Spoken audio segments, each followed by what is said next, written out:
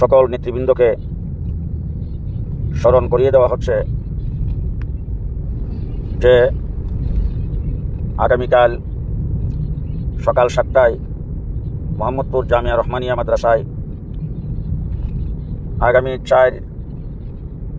আগামী মে মাসের 3 তারিখ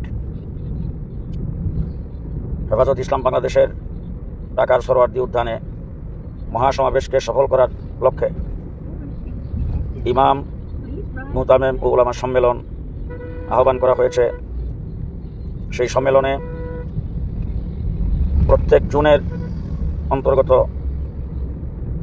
এবং ঢাকা জেলা উত্তর ও ঢাকা জেলা দক্ষিণের অন্তর্ভুক্ত যত মসজিদ মাদ্রাসা, সকল ইমাম খতিব, মাদ্রাসার মুহতামেম উলামা ইকরামের কাছে আশা করি ইতিমধ্যেই দাওয়াত দায়িত্বশীলগণ পৌঁছে দিয়েছেন।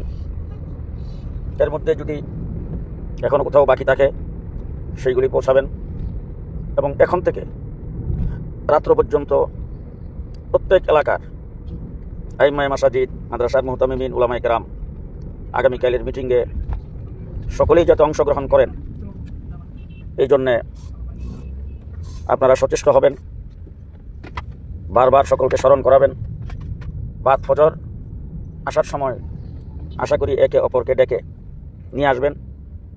বিশেষ করে ঢাকা জেলা উত্তর, ঢাকা জেলা দক্ষিণের সভাপতি, সেক্রেটারি এবং দায়িত্বশীলগণ, ঢাকা সিটির জোন সমূহের সভাপতি, সেক্রেটারি ও অন্যান্য দায়িত্বশীলগণ সকলেই আগামীকালের ইমাম ও মুহতামিম সম্মেলনকে ভরপুর কামিয়াব করার জন্যে আমরা সকলেই চেষ্টা করব।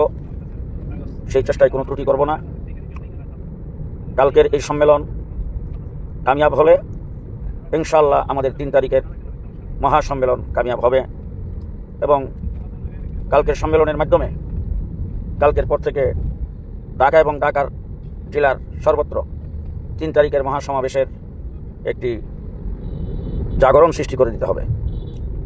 এই জন্য আগামীকালের সম্মেলন সফল করার জন্যে আমরা সবাই সচেষ্ট হই, সকলেই বিষয়টি গুরুত্ব সহকারে, আগ্রহ সহকারে কাজ করার চেষ্টা করি। আসসালামু আলাইকুম রহমতুল্লাহ।